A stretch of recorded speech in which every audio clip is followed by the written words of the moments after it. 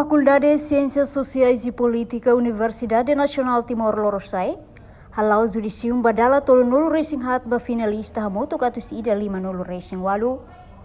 Terça-feira, loron nulu racing tolu fulan junho ne, Universidade Nacional Timor-Leste lihusi Faculdade de Ciências Sociais e Política, realiza cerimônia judicium badala tolu nulu racing hat e a Salão Delta Nova Dili.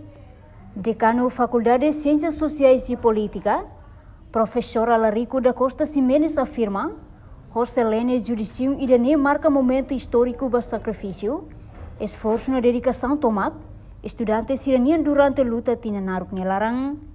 Judicium Laos Date representa prensa certificado acadêmica, mas bemos simboliza transformação matenek, ba capacidade atualização, husi aprendizagem ba responsabilidade pessoal, no husi formação acadêmica ba compromisso com desenvolvimento nação niang. Judiciário siranebe o ensino sirane título, sirasai embaixador husi Faculdade de Ciências Sociais e Política UNITL.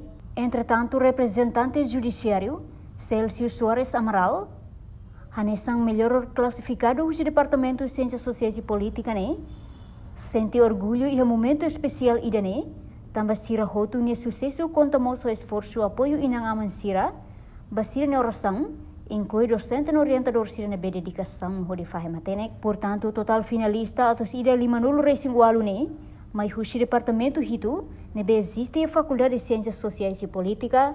Reportagem Epifânia de Carvalho, Televisão Timor Post.